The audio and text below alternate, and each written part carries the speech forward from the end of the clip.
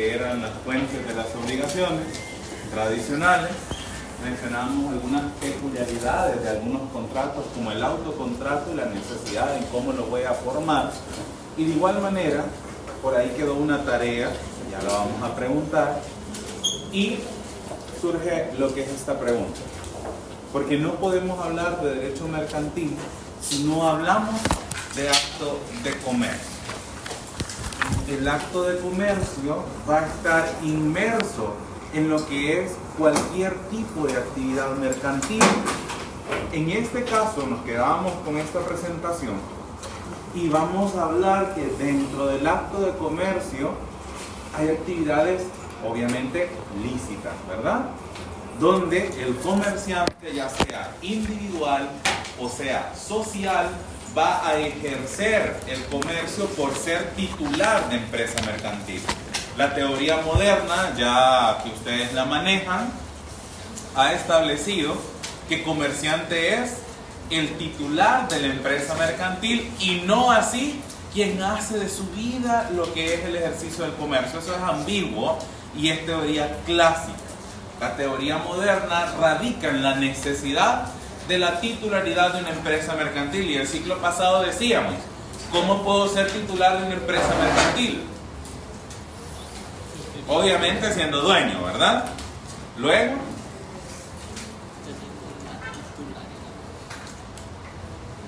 teniendo la titularidad de la empresa. sí. Tiene que primero debe tener personalidad jurídica. ¿Verdad? Puede tener personalidad jurídica. Ajá. Pero decimos, o sea, yo puedo ser titular de una empresa mercantil, obviamente si soy dueño. También socio. miren, puede reprobar todos los mercados. Ya no se puede ir. Dice usted. Todo se puede en esta vida. Ajá. Dueño. Dueño. Administrador. Dueño. El representante legal. El representante legal no necesariamente es el dueño. Dueño. Dueño. Hasta ahí. Haciendo un conjunto coordinado de trabajo. Dueño. Hasta ahí, hasta ahí. Y esa fue pregunta de examen. Sí, me preocupé. Lo bueno es que los exámenes van a ser presenciales. Virtuales también. Yo quiero virtuales. El laboratorio, uno. Los demás no. Por cierto, la clase del miércoles siguiente va a ser virtual. Ya se la voy a habilitar en el campus porque ya está. Para el próximo miércoles. Yo que te voy a comprar ya. La puede traer siempre, ¿no? Ah, cierto, los que Ajá. Dueño. Persona jurídica. Dueño. Arrendatario. Usufructuario.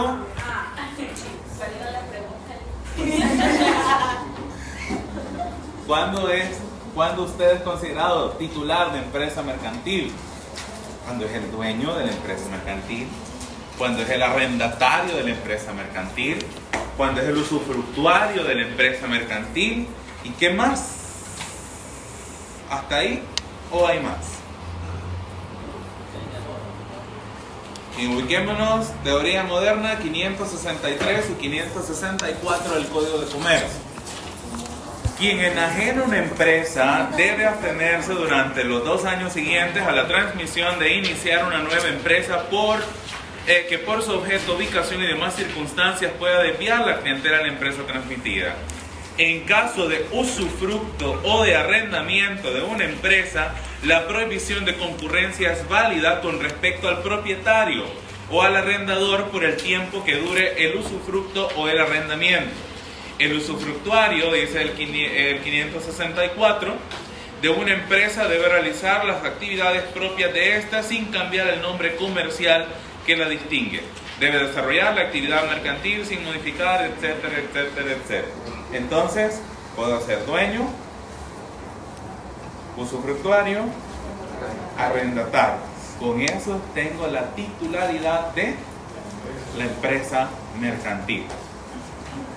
Ahora, Muy bien, entonces hablo de esa empresa mercantil y hablo del acto de comercio. No hay derecho mercantil sin acto de comercio como tal, y sobre todo el comerciante sabemos que debe ejercer el acto de comercio como tal en el ejercicio del comercio, porque es titular de empresa mercantil y porque su empresa o la explotación de su empresa se dedica a obtener lucro, ¿verdad?, real. En este caso se determina incluso, a diferencia del derecho civil, que eso lo mencionábamos la clase anterior, en el derecho civil no existe acto de comercio. En el derecho mercantil existe el acto de comercio. Y además hace alusión a que la actividad mercantil es realizada en masa O por empresa. o por empresa.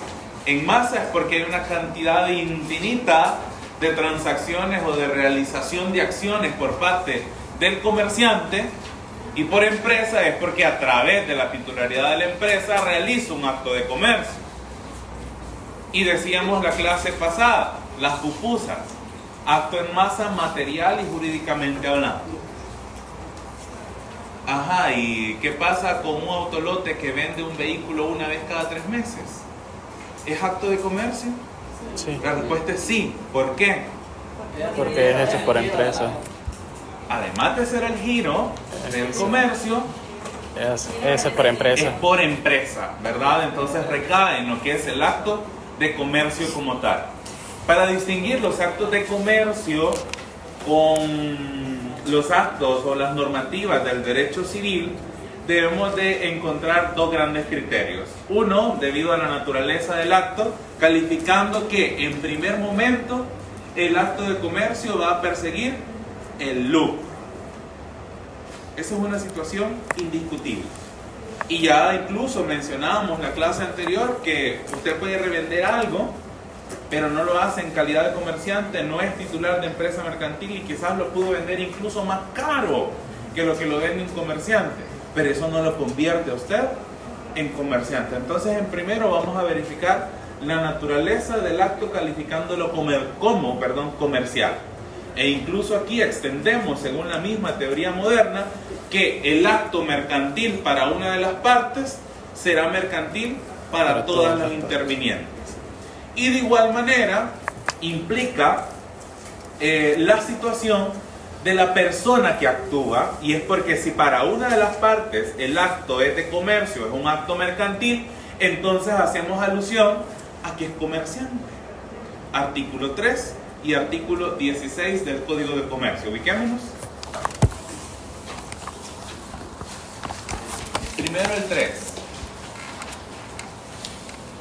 Steven. Son actos de comercio los que tengan por objeto la organización, la formación o distribución de empresas comerciales o industriales, y los actos realizados en masa por estas empresas.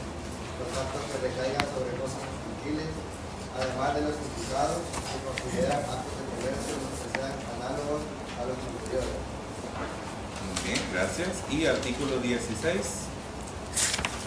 Los que verifican accidentalmente algún acto de comercio no son comerciantes, sin embargo quedan sujetos en cuanto a tales operaciones a las leyes mercantiles.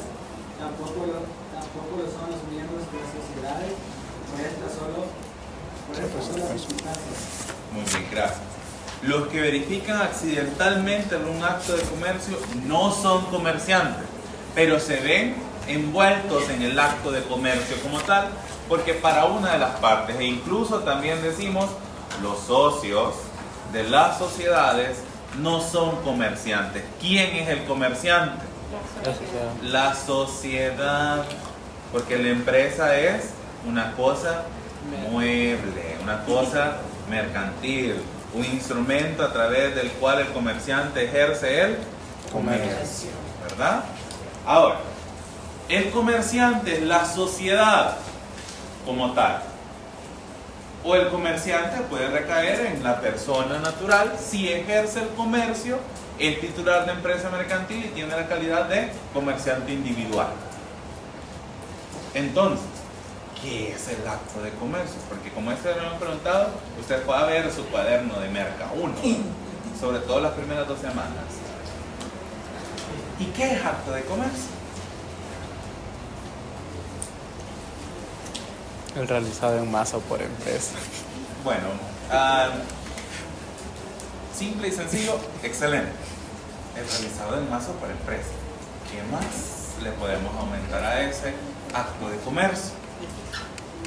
También el acto de comercio persigue el Lucro. lucro, ¿verdad? Recordemos entonces concepto de empresa mercantil, y eso lo pregunté el ciclo pasado. ¿Qué es la empresa mercantil? Yajaira, Reina Isabel, Merlin, Frankie, Heber, Brian, conjunto coordinado de trabajo,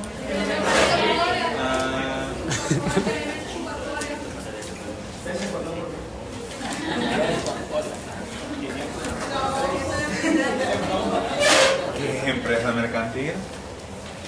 Conjunto de coordinador de trabajo. Repruébelo, Lick. Más que le falta una parte. Él no sabía eso. No sabía de eso, pero gracias por eso. Ajá. Empresa mercantil. Conjunto coordinado de trabajo de elementos materiales y valores incorpóreos Con los objetos de ofrecer con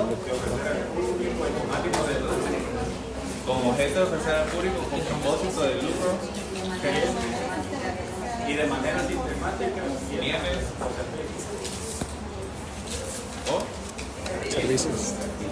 ajá. ¿Y qué sociedad? Un ente jurídico. El nuevo, ¿verdad? Ya no se vale el anterior. Es el- Ajá, ente jurídico. Bien.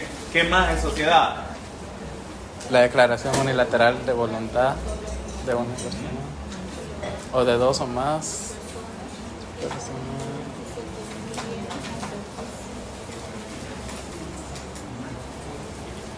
Eso, un ente jurídico resultante de un contrato solemne o la declaración unilateral de Bien. voluntad Ente jurídico Por una resultante de perso- contrato por- solemne, sí. por personas nacionales o extranjeras. Ajá. Ya no me acuerdo. ¿Quiere que le hable el socio? Vamos a decir que no ve, no Ok, ve. no le para probarme acá uno.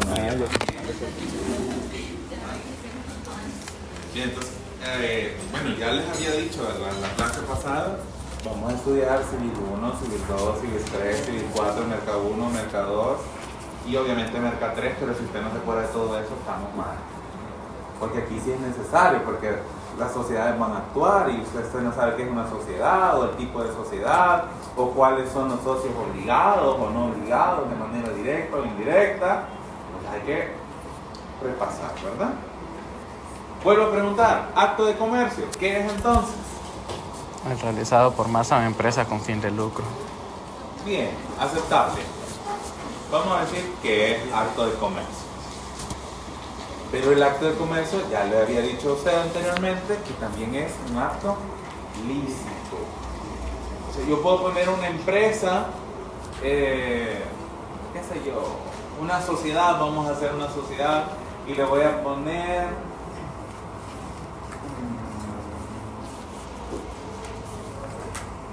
los pistoleros S.A. porque nos dedicamos a matar gente. Pregunta, ¿es lícito? No. ¿Puedo hacerla?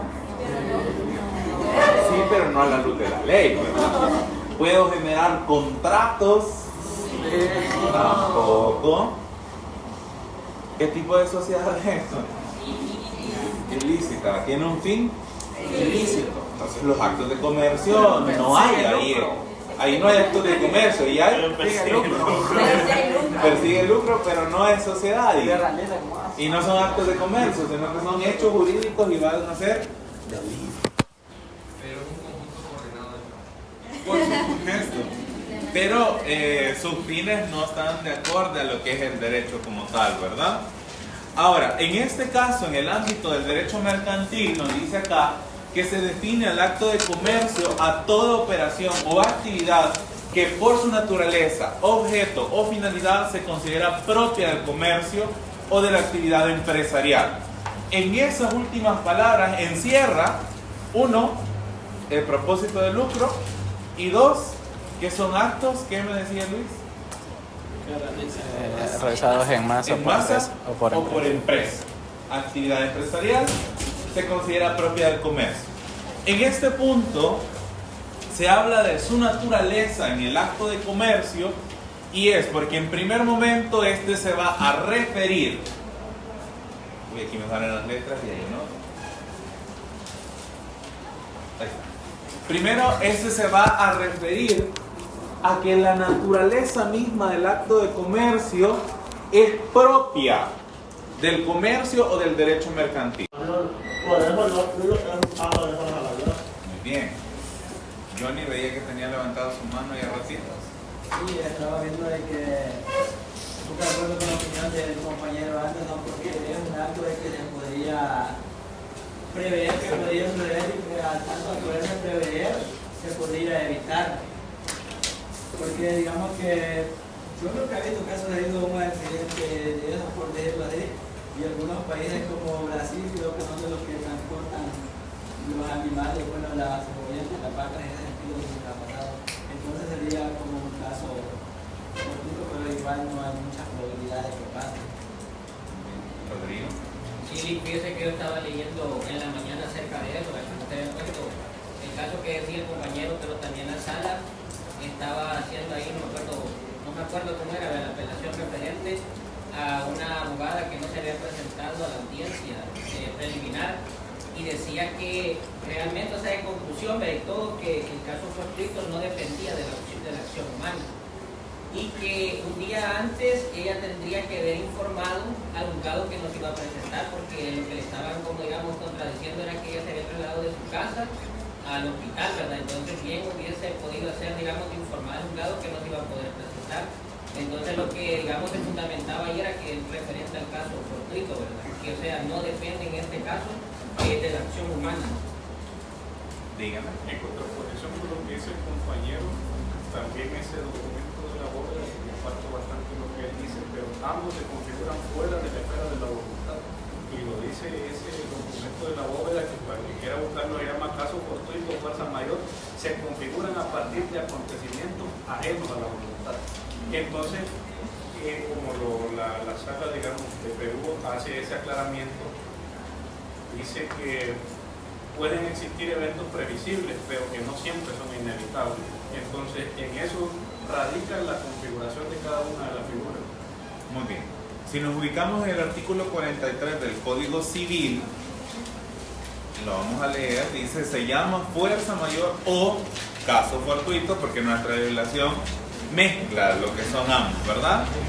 Y dice, el imprevisto a que no es posible resistir, como un naufragio, un terremoto, el apresamiento de enemigos, los actos de autoridad ejercidos por un funcionario público, es decir, si me mandan preso, eso también está dentro de lo que es fuerza mayor o caso fortuito, etc.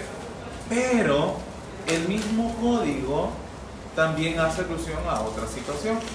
Ubíquense en el 935 del Código Civil. A ver, ¿quiénes andan en el Código Civil? ¿Qué artículo leo? Mauricio, 935. Artículo 935.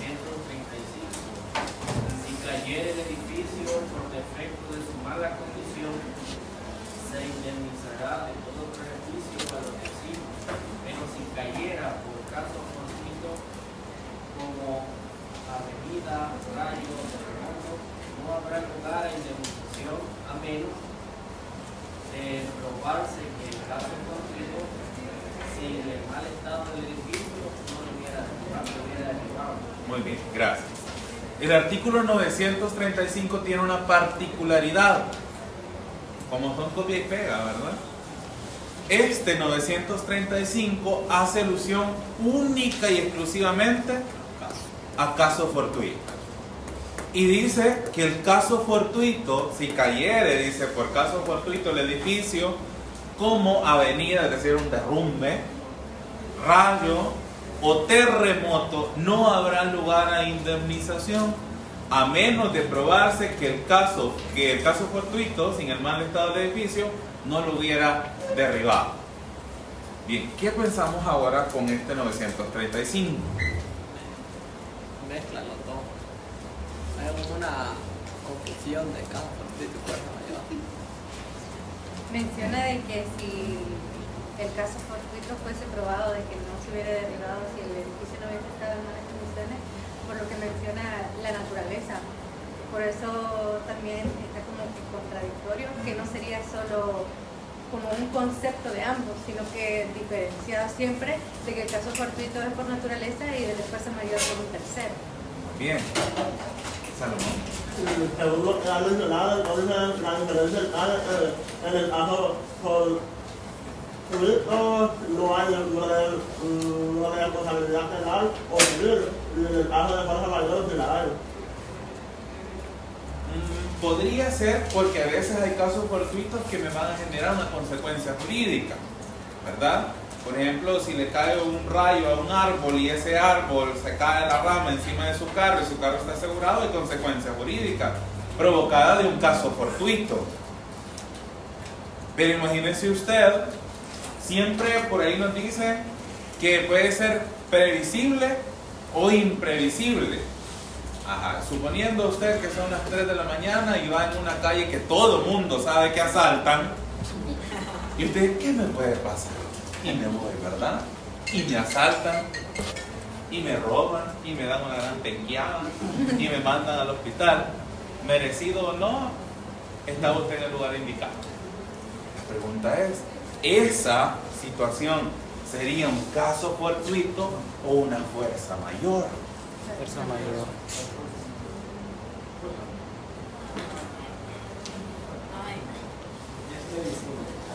Fuerza mayor. Es previsible. O sea, yo sé que me puede pasar eso. Por eso dice previsible o imprevisible. Porque los asaltos no pueden asaltar en cualquier lado, ¿verdad? Pero también habrá situaciones en las cuales usted sabe. O sea, puede ser previsible una situación. Yo sé que puede pasar esto y aún así me expongo. Por aquí me levantaron la mano alguien. Mauricio. Y en lo que yo había leído, me quedaba con el concepto que dice aquel evento que está ajeno al control. Es decir, en este caso que usted menciona, quizás sí podría haberse buscado otra alternativa. Entonces era predecible que a esto podría suceder. Bien. Johnny. Por ejemplo, el artículo 925 que me parece que vamos a compartir es interesante, pero a la vez con lo que usted dice deja como hacer como cierta simplificación del caso fortuito, que es cuando digamos un terremoto, un rayo le puede caer digamos al edificio y lo otro, pero si está mal construido, está deteriorado y se cae, entonces es algo previsible que no tendría ningún tipo de sanción penal ni civil. Ahora bien, pero ¿qué pasa cuando usted dice si el edificio, lo que cae en los escombros, cae sobre un coche y ese coche está asegurado, digamos, entonces siempre genera algo jurídico, entonces está como, siempre queda como ¿cómo se dice? Como veremos. La consecuencia jurídica, ¿verdad? Existe. La situación acá es, tanto el caso fortuito como la fuerza mayor son ajenos a la voluntad de la persona. Porque que yo diga que pase por esa calle que sé que asaltan, puede hacer que no me asalten. Están dormidos. Y no pasa nada, están dormidos, dice Oscar, y puede hacer, ¿verdad? O andaba yo ahí con la bendición del Señor o del diablo y no me pasó nada. Y pasé por la calle, ¿verdad? Y salí ileso o ilesa de la situación. Entonces, ¿en cuál categoría recae? Dígame. Pero de la misma costumbre le dice que la falta, entonces si lo vas a algo fortuito, el no lo vas a algo. Pero la costumbre es decir. No podría haber un caso fortuito para un caso fortuito. fuerte, diría yo. La situación es, ¿cuál de estos decía que era previsible o imprevisible? ¿Cuál? Caso fortuito. Y es que el caso fortuito es que son eventos imprevistos e inevitables. Imprevistos e inevitables. Imprevistos e inevitables. Un rayo me puede caer en cualquier momento. ¿Puedo evitar el rayo? No. ¿Verdad? Para nada. Incluso más los rayos en seco. Ahora, cuando usted escucha un trueno y no hay nada, son los más peligrosos, tío. También. No, cuando está lloviendo, nada de andar abajo de los árboles, porque los árboles tienen polo tierra, ¿verdad? Y para ahí va el rayo. ¿Y la fuerza mayor?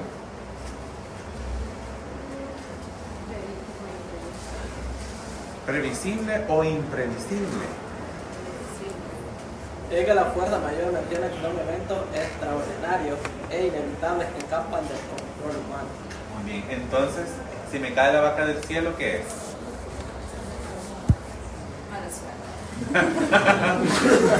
Además de esa mala suerte que me cargo, ¿verdad?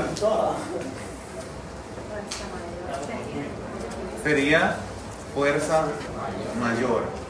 Ahora, ¿por qué concluimos que es fuerza mayor? Porque se dice de que fuera del control del humano, pero ahí sería, sí, o sea, iban en un avión y se cayó y llegaba. O sea, cabal, porque la vaca solita no se iba a subir al avión, fue culpa del maestro que la movió. Ahí hay negligencia humana. La cuestión es, o sea, la fuerza mayor y el caso fortuito es de quien lo alega, no de quien lo produce. ¿Verdad? O sea, mire, yo no fui porque por caso fortuito o fuerza mayor. ¿Quién lo está alegando? Usted. Ah, es que no fui a la clase porque me comí unos camarones que estaban intoxicados y me dio una que, Dios mío, ¿verdad? No podía ver el suero porque iba al baño.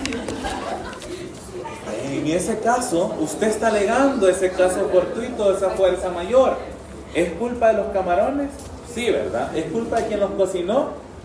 Podría ser, pero usted no va a ir a esa persona, usted se va a abocar a quien requiere demostrarle que ha sufrido ese caso fortuito de esa fuerza mayor. Dígame. Entonces,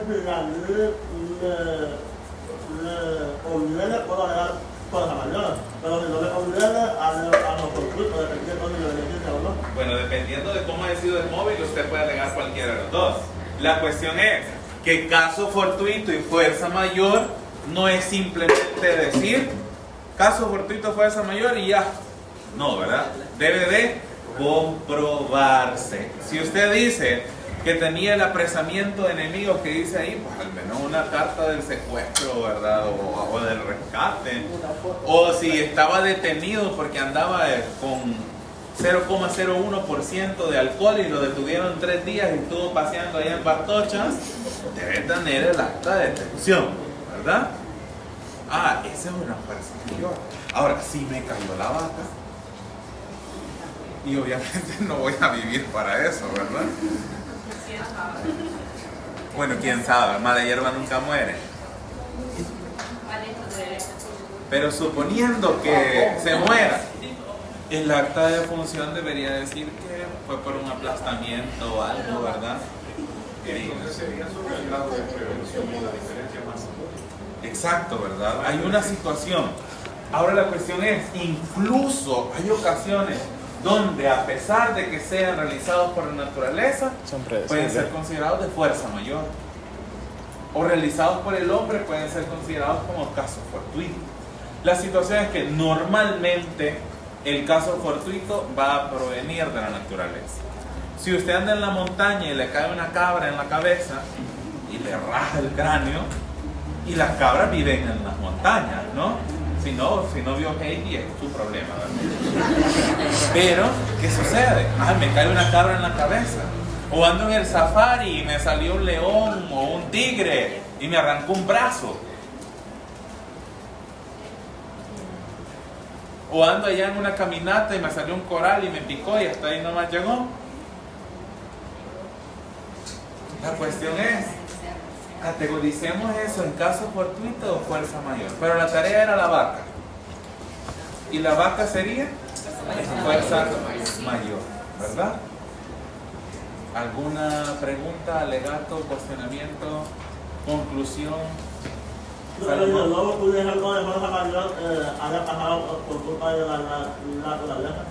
En ese caso debería usted calificarlo, porque la cuestión es, por ejemplo, si nos ubicamos en el 935, me dice que si el estado en ruinas de un edificio y en consecuencia de un caso fortuito pueda botarlo, incluso podría decir que fue fuerza mayor o negligencia que eso provocó, no así el caso fortuito como tal, porque que tiemble no significa que se vaya a caer una casa, pero si la casa está mal construida, el caso fortuito genera una consecuencia que no debería de estar si la casa estuviera muy bien construida. Ahora, la situación en este caso, Salomón, una fuerza mayor incluso podría ser calificada, no dentro de la naturaleza, pero sí siendo previsible. El caso que le digo, que usted anda en un safari o que anda en una montaña y que sabe que hay serpientes venenosas. Usted sabía el riesgo que se exponía, entonces ahí un evento natural, que lo pique una serpiente venenosa y que usted se muera, va a ser considerada dentro de la fuerza mayor por ser previsible. Ahora, distinto es, no anden haciendo caminatas en El Salvador porque aquí no hay antídoto, ¿verdad? Lastimosamente, entonces tengan cuidado cuando salgan. Bien, ahí podría darse o configurarse un evento natural como una fuerza mayor. Aunque normalmente el caso fortuito va a estar supeditado a la naturaleza y la fuerza mayor a un evento humano. Un ejemplo de eso fue lo que pasó hace poco, ¿verdad? A todo el mataron a muchos trabajadores allá en San Salvador. En ese caso estamos hablando de fuerza mayor, ¿verdad? Los Chorros creo que fue, ¿verdad? Que se cayó un montón de armazón y eso es por fuerza mayor como tal. Ahora, volviendo nuevamente al acto de comercio.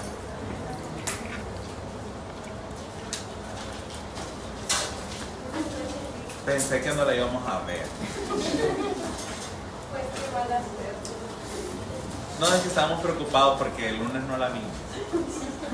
Bien, este acto de comercio también va a conllevar lo que son ciertos elementos que van a contener lo que son las obligaciones. Y es que aquí, si ustedes recuerdan, en el elemento personal, la clase pasada, decíamos que hay una diferencia entre la bilateralidad y la pluralidad,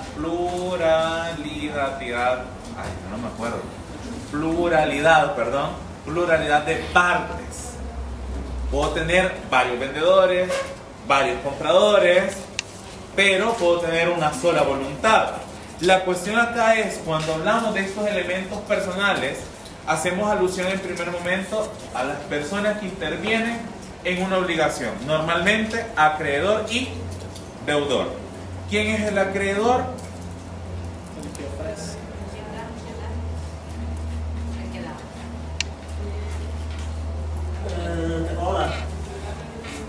Por ahí va, el que tiene la posibilidad de exigir el cumplimiento de la obligación. ¿Y quién es el deudor? Al que te la exige. Al que se le exige o al que tiene que cumplir la obligación como tal. Pero hay situaciones, salud, donde la obligación por estos elementos personales va a tener alguna variante. Y es que tenemos lo que son, en primer momento, obligaciones mancomunadas. ¿Verdad? Esa es la número 1.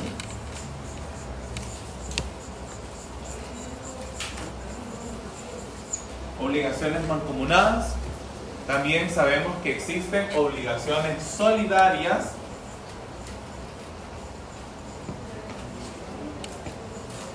Y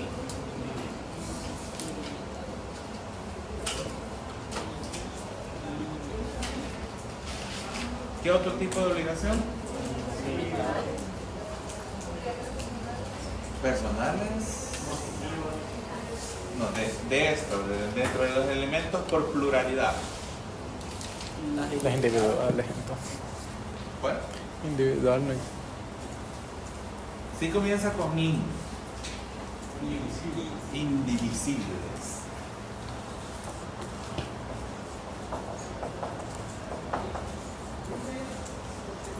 Tenemos entonces estas obligaciones mancomunadas, solidarias e indivisibles. ¿Y cuál es una obligación mancomunada?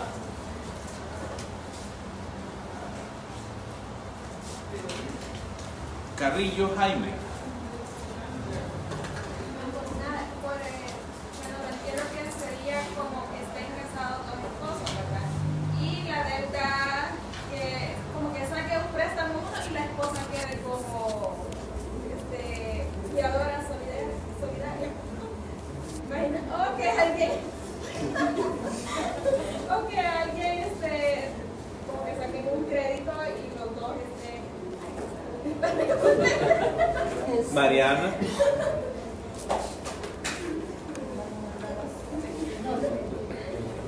Lo malo de la clase del sábado, ¿verdad?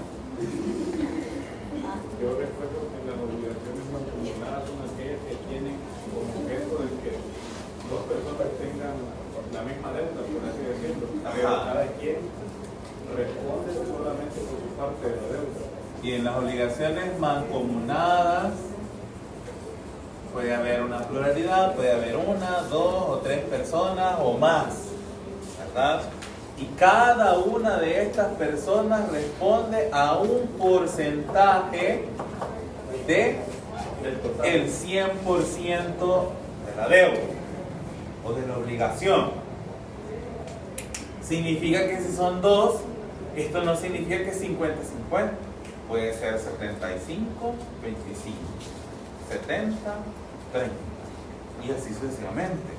Pero la obligación debe de constituirse de tal forma que sea inequívoca para decir que es una obligación mancomunada. Ahora, obligación solidaria.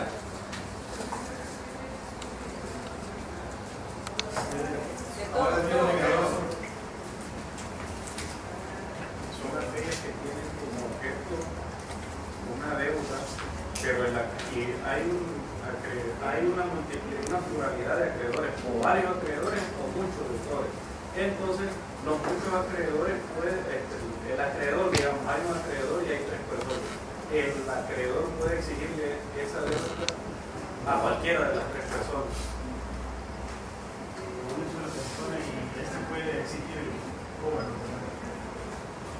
Entonces aquí puedo tener una, dos, tres o más partes. Pero aquí todas y cada una responden por el 100% de la deuda. Implica entonces lo siguiente, que el acreedor, como decía Anderson y Brian, pueden exigir el cumplimiento al número 1, al número 2, al número 3 o al cualquiera. Y a quien se le exija tiene la obligación de responder por el total de la deuda.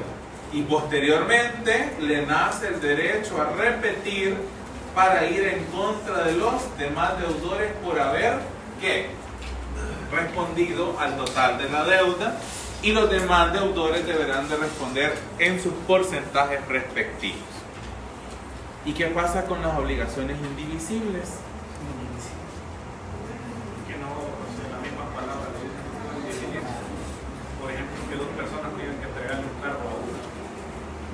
Muy bien. No pueden dividirlo en partes porque alteran su funcionamiento, que es el de un bien más.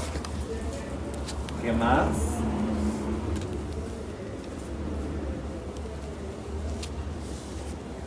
Además de lo que dice Anderson, ¿qué más?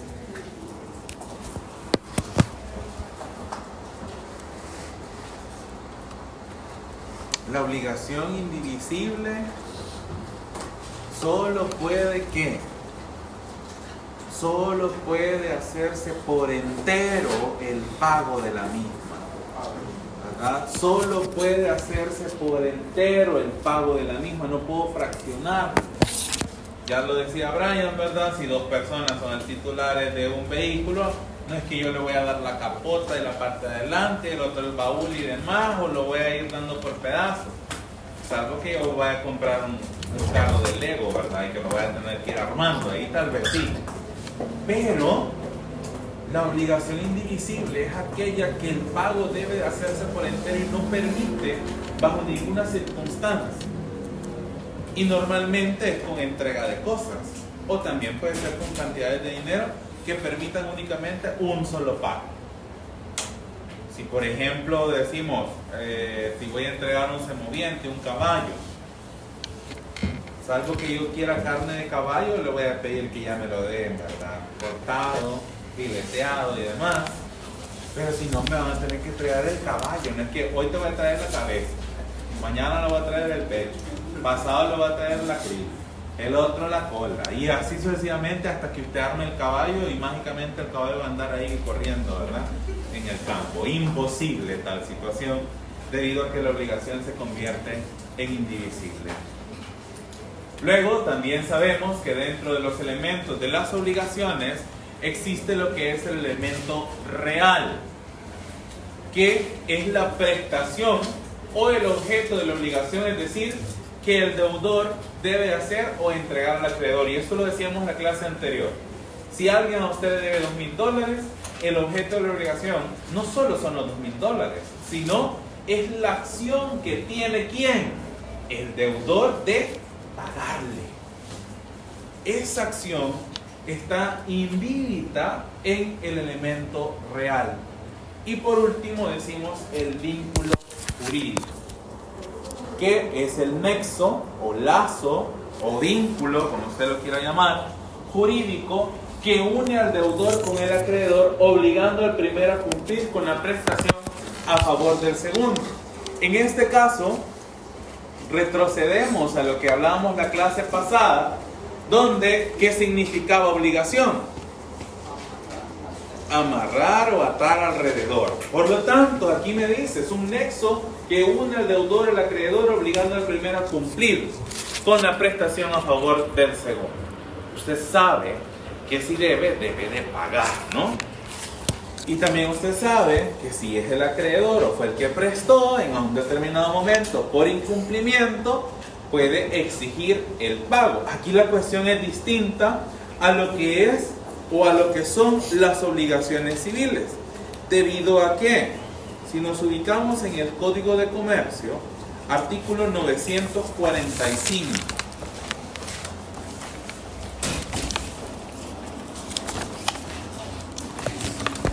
¿Qué dice el 945? Luis. Artículo 945. Las obligaciones, actos y contratos mercantiles en general se sujetarán a lo prescrito en el Código Civil, salvo las disposiciones del presente título. Muy bien. ¿Qué dice entonces el 945? Que todos nos vamos a referir a civil. Es decir, civil 2, civil 3. Para hablar de obligaciones y contratos mercantiles. Ahora, en este punto, ¿qué va a ocurrir? El 946 nos establece ya una característica, que la obligación mercantil siempre será onerosa. La obligación civil, por regla general, es gratuita, ¿verdad? Y, salvo excepciones, podrá ser onerosa. Pero lo que sucede aquí con este vínculo, la relación jurídica, ubiquémonos en 999. Este más adelante lo vamos a estudiar más a fondo. Pero ubiquémonos ahorita en el 999. Salmerón Servas. Ahí es donde pone su lectura.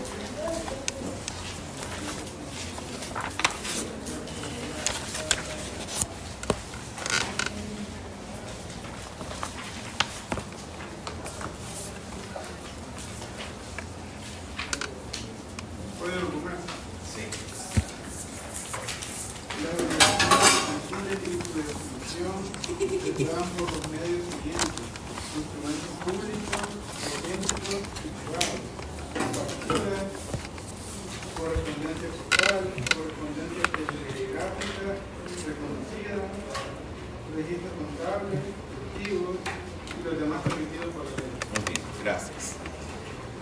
Si usted verifica, es un tanto más amplio que cómo demuestro las obligaciones civiles. Sobre todo porque en la obligación civil se prueban por testigos únicamente las obligaciones menores a 200 colones del Código Civil. Es decir, ¿cuánto? 22 y fracción de dólares. Puedo demostrar en un proceso que existe una obligación civil con testigos. Mayores de 200 colones, debo de tener algo por escrito. Ahora, para el derecho mercantil, como recordemos que el derecho mercantil o comercial es un poco más expedito que el derecho civil, pues podría demostrar usted lo que son las obligaciones mercantiles por testigos y no existe límite con respecto a montos cuando se habla de los testigos como tal.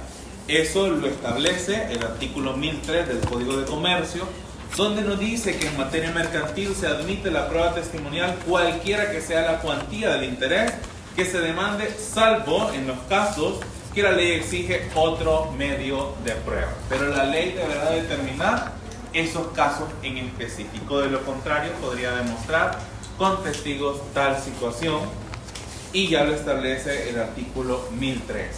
Ese vínculo jurídico, por lo tanto, podrá ser demostrado con lo que establece el 999 o con otras formas que la misma ley determina para lo que es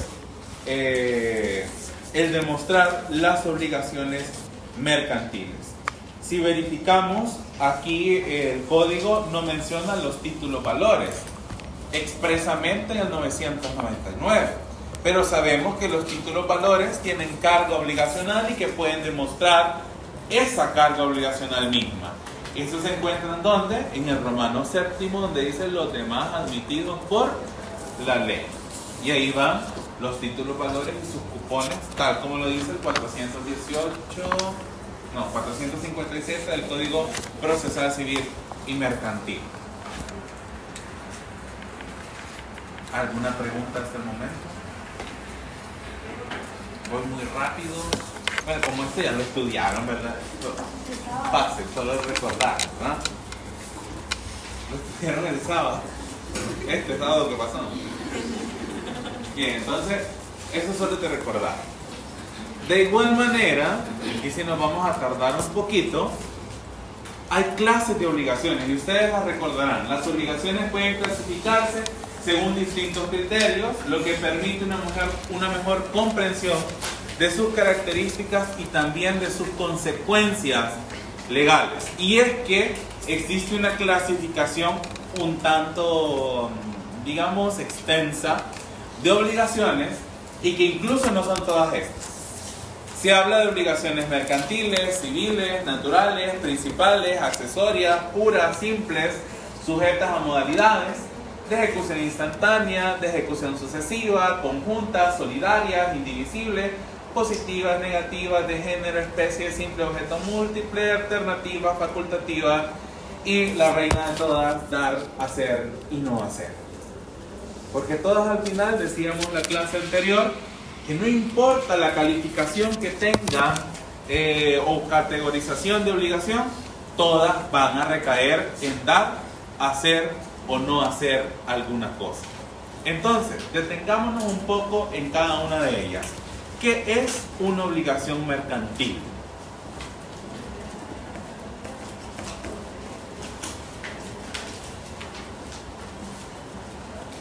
Voluntario. ¿Qué es Salomón? Bien, es una obligación que persigue el lucro y además decíamos, el mismo código dice, es una obligación onerosa, ¿verdad? ¿Qué es entonces una obligación civil?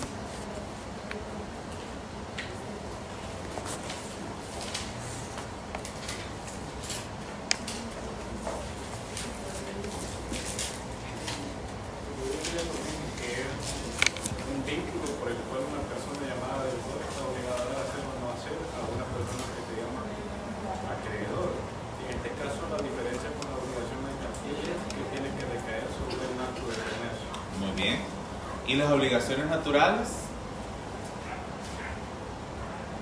Okay. Eso se llaman obligaciones naturales modales porque no son de obligatorio cumplimiento.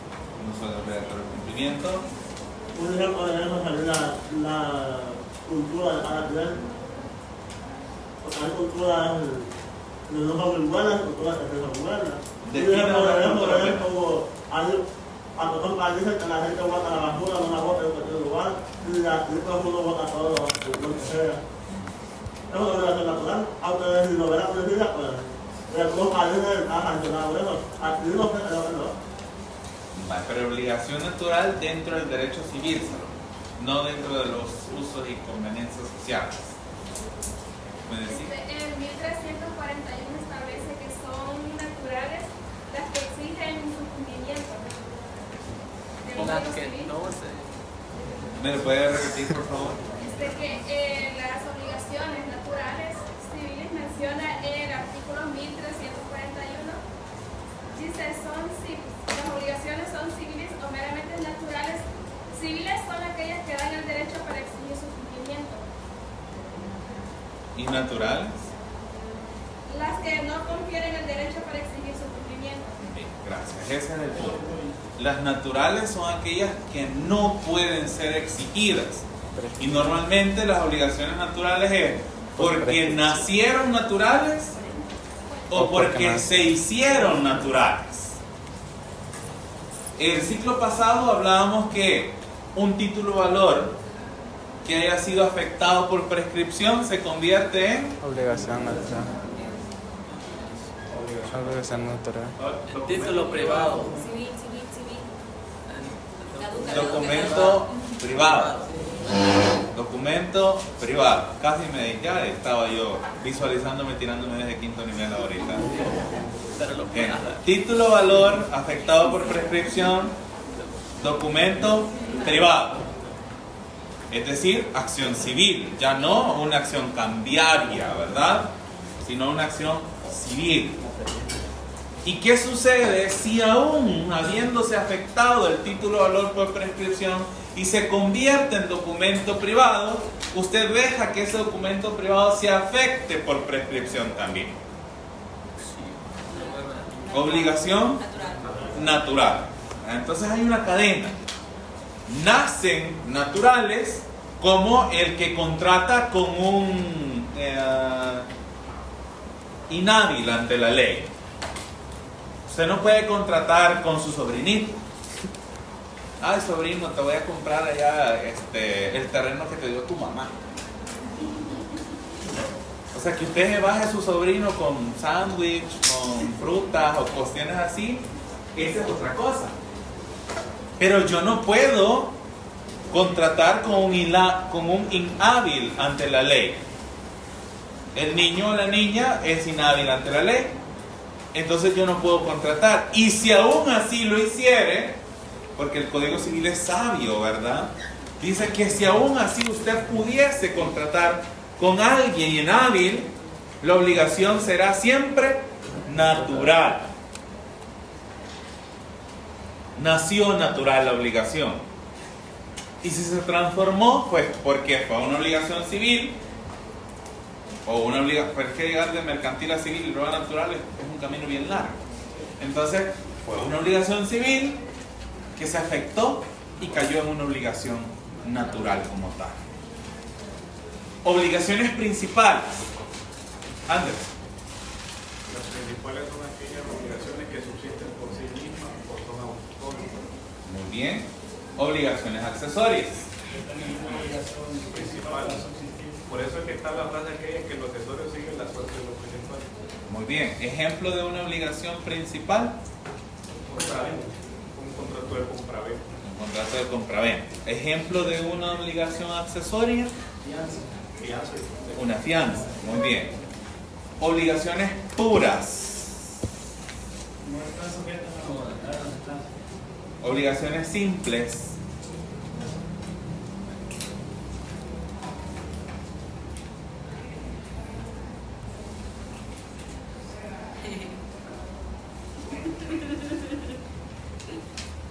A ver, obligaciones civiles, esto es puro civil. Las obligaciones simples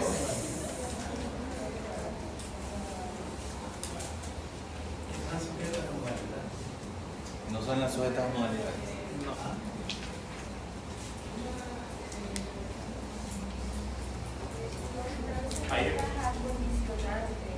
No están sujetas a condición, ¿verdad? Porque recordemos que hay condiciones y modalidades. Y ahí aparecen ciertas condiciones especiales que establece el derecho civil. ¿Cuáles son las condiciones?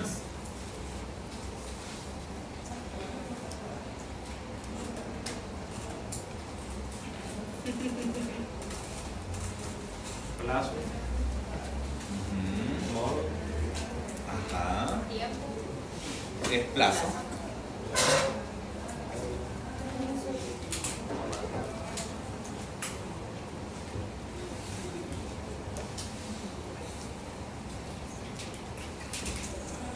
Y nos frenamos acá, ¿no?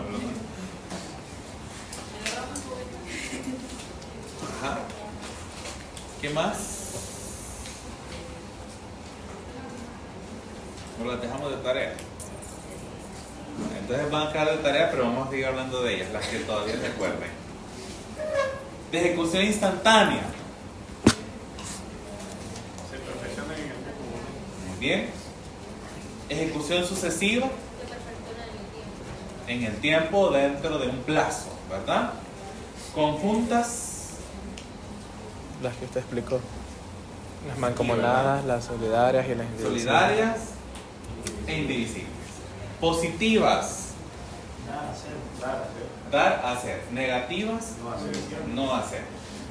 Obligaciones de género. Que son de manera general. Ejemplo. Por ejemplo, un caballo. Un caballo, y cuando es de especie, es una especie de caballo. O algo específico, algo determinado. Algo determinado y que sea posible individualizarlo cuando hablamos de una obligación de especie, ¿verdad? Yo puedo decir, me obligo a darle un teléfono móvil. Esa es una obligación de género. Y un teléfono móvil le puedo salir yo con uno de 20 pesos, ¿verdad? Y es teléfono móvil, usted lo va a tener que aceptar. Pero si yo digo de especie, es que yo debo de especificar el modelo, la capacidad, la marca y demás, ¿verdad? Y aquí incluso el Código Civil y la doctrina aparece el famoso caballo, ¿verdad? El caballo dentro de lo que es de género. Pero luego hay especies y yo digo, no, es la yegua blanca de ojos azules, rubia, de cascos rosados, que está en el tal establo, no sé qué, y tal cosa, y tiene un lunar morado en, qué sé yo, en la pata derecha, delantera. Eso es más que todo una obligación de especie como tal. Obligaciones simples y de objeto múltiple. Brian. Las de objeto múltiple creo que son cuando no se puede valer el cumplimiento, sino se pagan todos los objetos que se están debiendo. Por ejemplo, no le puedo, si tenemos una obligación de ese género, yo no puedo, le debo una Toyota y le debo un carrito de esos Corolla.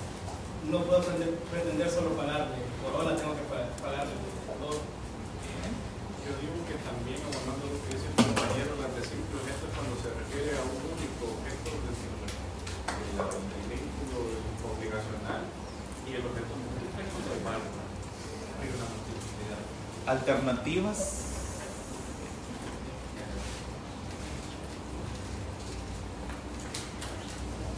Obligaciones alternativas.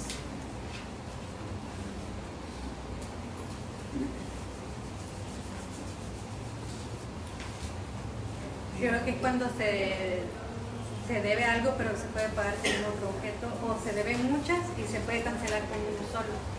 Bien, la alternativa proviene en primer momento del acreedor, que me da la oportunidad que si yo no puedo cumplir con una obligación, tiene una obligación alterna o una posibilidad alterna de poder cumplir. Un ejemplo simple, ¿verdad? Si no tiene frijol rojo de seda, mándeme entonces frijol chilipú. Esa es una alternativa. Facultativa.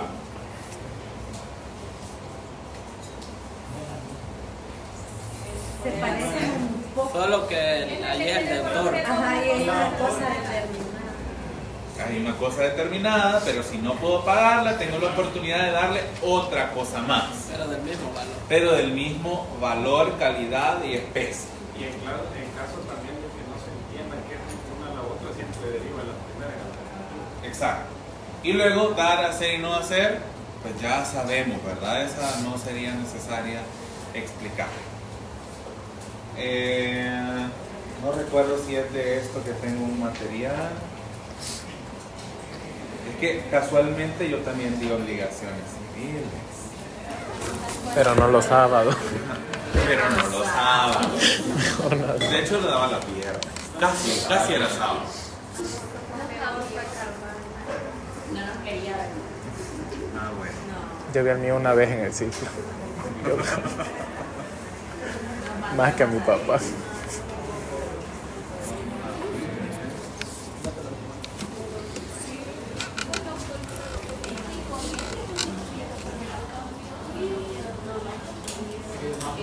Ay, qué chistosa. Así que él es el culpable. Sus acciones ahora están repercutiendo. Pónganlo para que reflexione. Ay, no, a mí no me tengas de muerte. Ah, pues no tengo eso.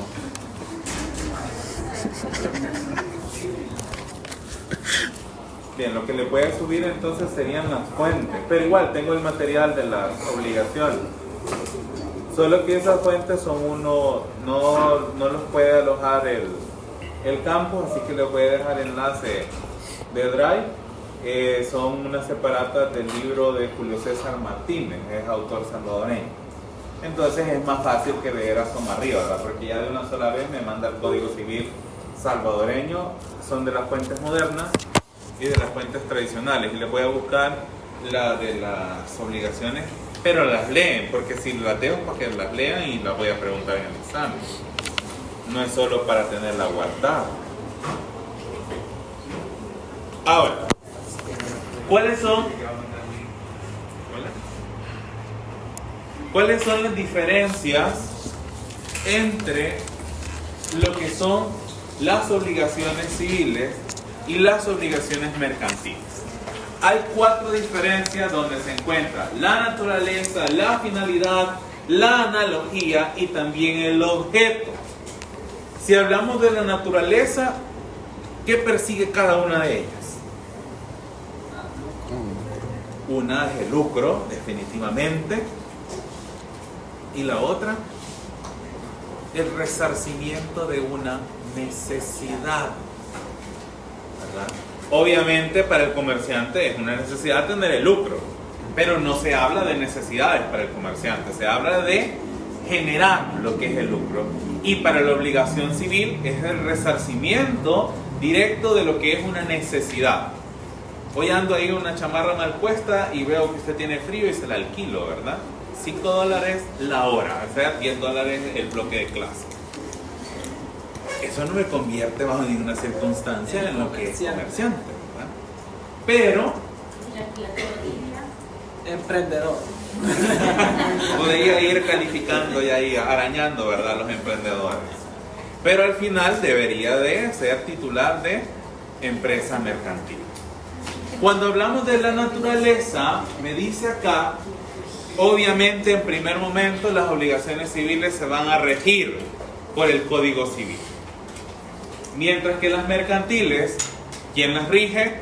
El Código de Comercio, que me manda al Código Civil, pero que el mismo Código de Comercio me dice, aquí hay acto de comercio. Entonces me la va a explicar allá, pero le vamos a sumar a todo esto acto de comercio. Y así lo decía el autor Atia Gutiérrez, ¿verdad? Decíamos, la obligación es una prestación donde el acreedor puede exigir al deudor el cumplimiento de la obligación, pero se encuentra involucrado un acto de comercio. Entonces aquí es lo mismo.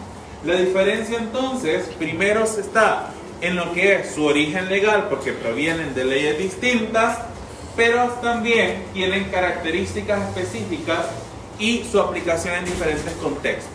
Lo primero es que la obligación mercantil tiene o conlleva lo que es el lucro, y la obligación civil el resarcimiento de una necesidad. La obligación civil también, ¿qué sucede con ella? Bueno, la obligación civil es esporádica y la obligación mercantil es realizada en masa o por empresa. También en este caso hablamos de el objeto. En primer momento, las obligaciones civiles se refieren a actos de carácter personal. ¿Quién actúa? La persona de manera individual o la persona natural que necesita resarcir una necesidad. Yo necesito plata y quiero vender mi carro. ¿Obedece a qué? A un acto de carácter personal. Pero si yo fuera titular de una empresa mercantil que vende vehículos, entonces ya no hay un acto de carácter personal, sino que habrá un acto de comercio, ¿verdad? Ahora, en este caso, me dice la presentación que, como la compraventa de un inmueble o la prestación de un servicio doméstico, las obligaciones mercantiles, por otro lado, se centran en los actos de comercio, como la compraventa de mercancía o la prestación de un servicio profesional. ¿Qué sucede con la mercancía? ¿Qué es la mercancía? Es una cosa accidentalmente mercantil. Bien. ¿Y qué pasa con la mercancía cuando sale? Nace para el comercio. Se hace civil. Se hace civil, ¿verdad? Nació para el comercio en un determinado momento, pero va a pasar algo. Se va a transformar en una cosa civil cuando la adquiera una persona natural. E incluso aquí debemos de tener en consideración que no solo las personas naturales pueden adquirir actos de carácter personal. Las sociedades pueden adquirir también bienes y no necesariamente van a ejercer mutuamente actos de comercio. ¿Por qué? Imagínense que sea una empresa, una sociedad que tiene una empresa que se dedique a la venta de láminas. Y hay otra sociedad que justamente pasó un huracán y le voló el techo. Y ahora le nace la necesidad a esa empresa y a esa sociedad de contratar y comprar lo que es el techo, ¿verdad? Para ponerle a su edificio. Está adquiriendo de carácter personal siendo aún una sociedad, pero no va a estar dentro del giro comercial. Distinto es cuando hay cadenas de producción. Aquí está el fabricante o el productor, vamos a decir que es un campo de hortalizas, está quien las transporta y las lleva hasta el supermercado, donde se da lo que es la cadena del suministro como tal, como contrato mercantil, que más adelante lo vamos a estudiar en ese punto. Ahora, ¿qué va a suceder ahí? Bueno, si vemos ese punto, la cadena de suministro lleva actos de comercio uno tras otro, desde la producción o elaboración hasta lo que es la comercialización directa de lo que es el producto para que lo obtenga el consumidor final. Algunos de ustedes tienen admiradores porque ahí están unos en la puerta, va de ver y ver y ver. Saluden, ¿verdad? Por favor. Saluden porque incomoda. Bien. Bueno. Ahora, finalidad. No, yo creo que a usted lo andan buscando, ¿sabes? Háblenle ahí en la puerta, díganle que aquí está. Llegue cuando cae la noche. Mire que tengo un video que muestra lo contrario de alguien aquí. Bien. ¿Verdad, Jessica? No, es que Jessica muy gentilmente me lo compartió. Ahora, finalidad. Obligaciones civiles, nos dice, tiene satisfacer necesidades personales. Y esto lo decíamos con anterioridad. Y las mercantiles buscan el lucro o beneficio propio. Obviamente la empresa mercantil, la sociedad va a buscar ganancia. Es decir, incluso cuando hay ofertas del 2x1 o de porcentajes, ni siquiera, o sea, pierden, ¿verdad? Lo que son las empresas como tal, siempre van a obtener un beneficio. Y aquí incluso la doctrina manifiesta, bueno, y los memes también, ¿verdad? Dice, compré un artículo ya a punto de vencer y me regalaron hasta un vaso. Los jugos en el súper o ciertas bebidas con contenido alcohólico, ¿verdad? Que se ponen, ¿qué? Al 50% de descuento, pero es porque ya va a vencer. No se lo venden vencido. Obviamente eso no va a llegar a la fecha de vencimiento porque usted lo va a ingerir. Pero que cuando se vende tiene más alcohol. Lleva para adelante por la película. Bueno, pero lo que va a suceder en todo caso es siempre van a perseguir el lucro, no van a perder como tal. Y ya decíamos en un primer momento que la obligación mercantil siempre va a ser onerosa. El objetivo, este objetivo comercial nos dice un elemento fundamental para la clasificación de una obligación como mercantil. Y por último, decimos, por analogía, y acá normalmente, ¿verdad? Hay compraventa civil, hay compraventa mercantil. Hay mandato civil, hay mandato mercantil. Lo que sí es que hay ciertos contratos mercantiles que no hay su análogo en derecho civil. Pero normalmente en derecho civil, la mayoría que existe en derecho civil van a existir en derecho mercantil. Por eso me dice, cuando una obligación civil se asemeja a una obligación mercantil en su forma o contenido, y por lo tanto se aplican las reglas del derecho mercantil, que es lo que realmente el Código de Comercio nos manda a realizar. Y las obligaciones van a disponerse de conformidad a las obligaciones del Código Civil. E incluso me dice, esta situación se da en casos donde la actividad civil se realiza con fines comerciales. Por ejemplo, la compraventa de una propiedad para su posterior reventa. Sin embargo, la teoría moderna me dice que aunque usted la compre con la finalidad de revender, no hay ánimo de lucro por muy lucrativa o cara que usted pueda vender algo. Como la gente que compra, ¿verdad?, propiedades, las arregla, le invierten $2,000 y le suben como 15,000 para ofrecerlas al público. Eso también no debe de hacerse, ¿verdad? Ahora, que se puede decir y que se dome usted al cliente, también, ¿verdad? Ya es cuestión de cada quien. Ahora, esta analogía más que todo la vamos a aplicar para las obligaciones mercantiles que tengan su base en lo que es el derecho civil. Sin embargo, también habrán obligaciones mercantiles que no tengan su base en el derecho civil, pero se asemejan a otras obligaciones previamente reguladas por el derecho civil. Entonces, por analogía, le aplico lo que son las reglas que le debería de aplicar a un contrato o a una obligación muy similar. Para esto, se establece que dentro de su naturaleza aparece el acto de comercio y, si ustedes recuerdan, esta señora, la teoría moderna que nos habla de ese acto de comercio. El acto en masa realizado por empresa y la excepción que los tratadistas llaman el acto de mercantilidad pura. La expresión del acto en masa es repetitivo, constante, persistente, los cuales constituyen la actividad cotidiana de quien la hace. Pero, sumémosle a eso, la necesidad de ser titular de una empresa mercantil. Ahora, el acto de comercio, por lo tanto, será una actuación voluntaria y además de ser voluntaria, lícita.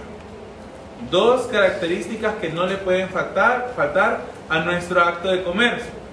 También, jurídicamente hablando, el acto de comercio va a recaer en la vigencia de las leyes mercantiles aplicables. Acá podría ser que si hablamos de contratos atípicos o contratos que no se encuentran normados en la legislación, los usos y costumbres mercantiles podrán regir el acto de comercio y aplicarse de manera normal siempre y cuando no sea prohibido por la ley. En todo caso, este acto de comercio va a tener ciertas características. Y lo primero es que va a estar dentro del giro comercial de la empresa o del giro comercial que establezca o se dé en lo que es el establecimiento comercial. Para ello, la necesidad del acto de mercantilidad pura, ¿dónde existe? ¿O cuál es ese acto de mercantilidad pura?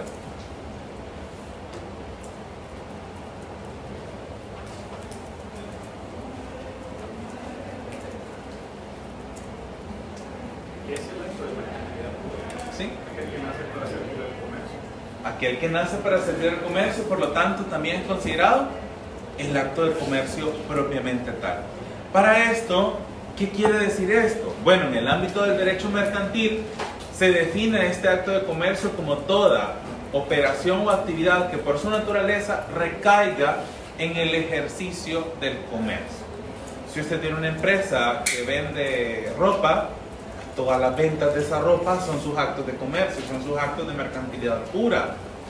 Que recae sobre cosas accidentalmente mercantiles es otro cuento, pero va a estar dentro de lo que es el acto de comercio como tal. El objeto y la finalidad del mismo se considera propia del comercio, no puede estar fuera de lo que es el giro de la empresa como tal, lo que es el mismo acto de comercio, si no podrá ser considerado cualquier otra cosa menos acto de comercio si está fuera de lo que es el giro comercial. Por eso normalmente, si ustedes recuerdan, las sociedades tienen un tipo de naturaleza, tienen también a qué se van a dedicar, e incluso si es muy limitado donde se van a dedicar lo que son las sociedades o la explotación mercantil que van a realizar es limitado y realiza otras acciones, son consideradas ilícitas y recaen ¿en qué? En sociedades nulas e irregulares, ¿verdad? Si una sociedad realiza un acto que no se encuentre en su respectiva acta de constitución. De lo contrario, pues simple y sencillamente hacemos lo que es la modificación del acta de constitución de la sociedad y la cambiamos y no pasa nada, ¿verdad? Los actos se vuelven lícitos nuevamente. Pero si yo tengo, imagínese usted que voy a vender zapatos y de repente estoy vendiendo cinturones. Los cinturones no están dentro del giro comercial, no están dentro de lo que es la escritura de constitución y por lo tanto serían ilícito venderlo porque no está autorizado para ello. Debería de modificar esa escritura de constitución y colocarle que voy a vender cualquier tipo de producto elaborado de cuero natural o sintético, sean estos zapatos, cinturones, gorros, chamarras y otras que puedan realizarse. Y ahí he ampliado completamente el giro comercial y la actividad comercial que tenga la sociedad. Nos quedamos hasta acá entonces y hasta el día lunes.